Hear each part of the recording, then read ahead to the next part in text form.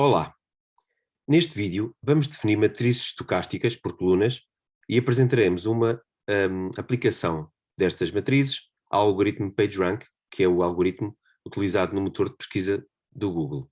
Como sabem, o Google tornou-se uma ferramenta universal na internet em meados dos anos 90 e a razão por que conseguiu levar vantagem sobre outros motores de busca da mesma época é devido ao facto de ter usado um algoritmo que ordena as páginas da internet pela sua importância relativa. Isto permite que numa dada pesquisa as páginas mais relevantes apareçam sempre nos primeiros resultados.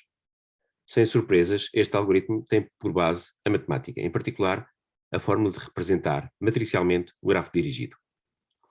Então, vamos definir as matrizes estocásticas por colunas. Não vou voltar a dizer por colunas porque as matrizes estocásticas que vamos considerar são sempre estocásticas por colunas. Um vetor estocástico ou vetor probabilístico é um vetor, é pensado também como sendo uma coluna, vetor V, em Rn, com entradas V1 até Vn, entradas são números reais, maiores ou iguais que zero, de tal forma que a soma de todas as entradas dê 1. Portanto, estes números reais somam a 1 e podem ser pensados como probabilidades associadas a vértices de um grafo. Mas já lá vamos. Portanto, uma matriz estocástica vai ser uma matriz quadrada, n por n, cujas colunas são vetores estocásticos. Ou seja, em cada coluna, a soma das entradas dá sempre 1. Se além disso, nenhuma entrada for zero, a matriz diz estocástica positiva. Ou seja, se todos os VIs que estão aqui são todos números reais positivos. Duas propriedades importantes das matrizes estocásticas são as seguintes. Que sempre que eu tenho duas matrizes estocásticas, então o produto dessas duas matrizes é uma matriz estocástica e uma combinação linear, chamada combinação linear convexa, entre duas matrizes estocásticas também vai ser estocástica, no seguinte sentido. Se eu multiplicar a matriz A por um escalar S e a matriz B por um escalar T e somar as duas, vai ser estocástica e até positiva, sempre que o S e o T são números reais positivos que somam a 1. Não é muito difícil mostrar isto, porque a soma de matrizes e a multiplicação por escalar estão bem definidas, não é? São operações simples, e podemos fazer esta conta desta matriz, não é? Cada entrada desta matriz SA mais TB vai ser uma combinação das entradas do A e das entradas do B, e esta condição S mais T igual a 1 faz com que a soma das entradas em cada coluna continue a ser 1. Tá bom? Um teorema fundamental sobre estas matrizes, e que no fundo está na base realmente do algoritmo Google e da razão porque ele é tão eficaz, é o facto de que, se uma matriz é estocástica positiva, então existe um valor próprio da matriz, que é o valor próprio 1, e há um único vetor próprio estocástico de valor próprio 1. Esta unicidade aqui é fundamental, mas eu não vou nem demonstrar este teorema, nem vamos propriamente calcular valores e vetores próprios, que é uma matéria de álgebra linear. É claro que os alunos que quiserem rever esta matéria de álgebra linear são convidados a fazê-lo, mas aqui vamos simplesmente utilizar estas propriedades. Nomeadamente, também temos esta terceira propriedade, que é as potências da matriz M, sendo uma matriz estocástica positiva, vezes o vetor V, aplicadas ao vetor V, vai tender, à medida que o n tende para infinito, vai tender para o vetor P, que é o tal único vetor de valor próprio 1, para qualquer V estocástico positivo.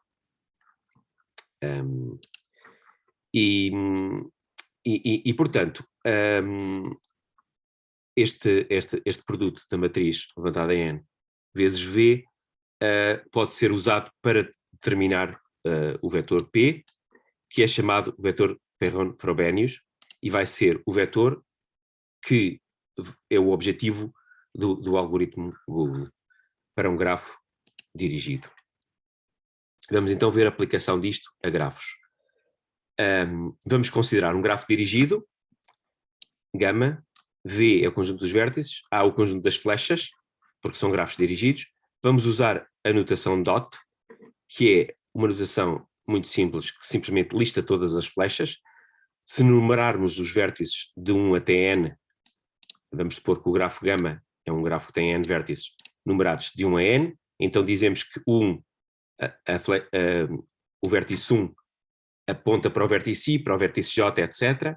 O vértice 2 aponta para o vértice K, o vértice L, etc. E isto lista todas as flechas.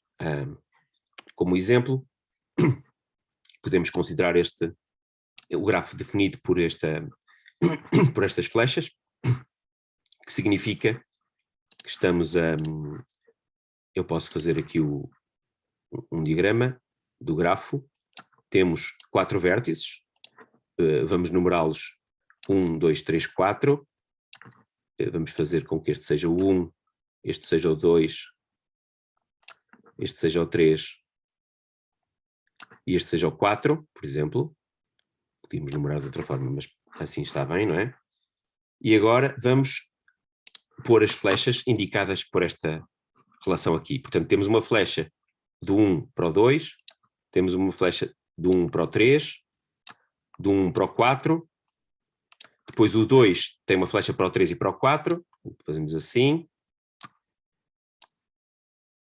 O 3 tem uma flecha para o 1, portanto, esta flecha vai do 1 para o 3, mas também há uma flecha do 3 para o 1, e o 4 não aponta para nada, portanto não tem nenhuma flecha a sair. Ok, portanto, aqui agora podemos então definir a matriz estocástica do grafo dirigido gama, por exemplo, o grafo definido assim, com n vértices vai ser uma matriz estocástica n por n, que basicamente estipula igual probabilidade de seguir as várias flechas de saída e 1 sobre n para os vértices sem saída. Isto quer dizer o quê? Quer dizer que na coluna 1, vamos pensar nesta coluna aqui, eu estou a pensar no vértice 1 e portanto não há nenhuma seta que envia 1 nele próprio e portanto ponho 0 na primeira entrada, ponho 1/3 e 1/3 nas linhas 2, 3 e 4, tal como estipulado por esta regra. Não é? Para o vértice 2 vou pensar na segunda coluna, o vértice 2 sai para o vértice 3 e para o vértice 4, portanto eu ponho um meio na entrada 3 e na linha 3 e na linha 4. O vértice 3 só vai para o 1 e portanto na coluna 3 eu ponho só uma entrada 1 na primeira linha, e o 4 não aponta para nada, vou seguir esta regra que é 1 sobre n para os vértices sem saída. 1 sobre 4, neste caso, porque temos 4 vértices.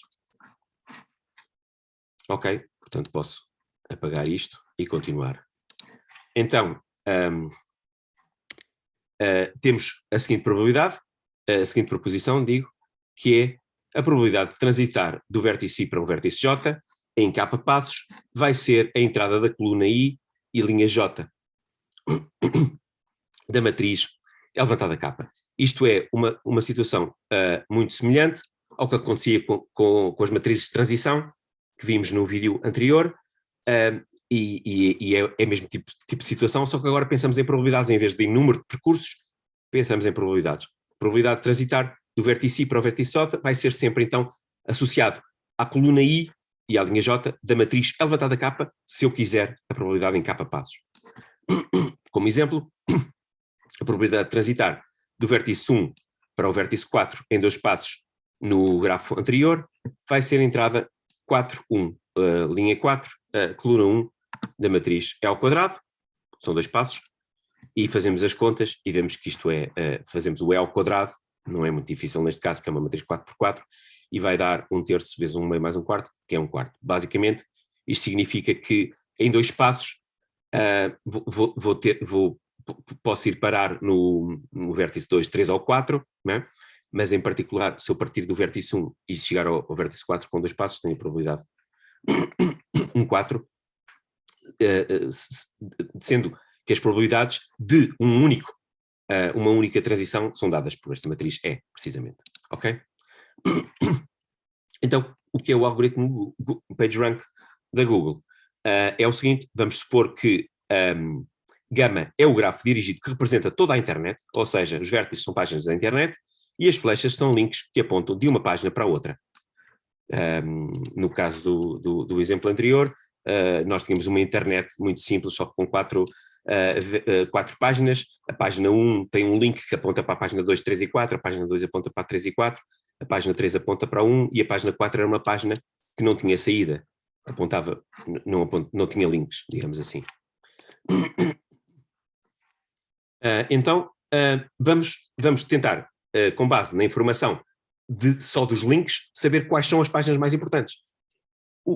Qual é aqui digamos, o axioma, ou a base do nosso raciocínio de dar importância aos vértices?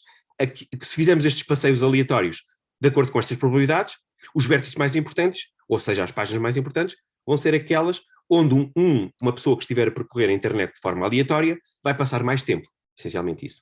Ou seja, começando também numa página aleatória, vai acabar por passar mais tempo num certo vértice, esse significa que esse vértice ou essa página é mais importante.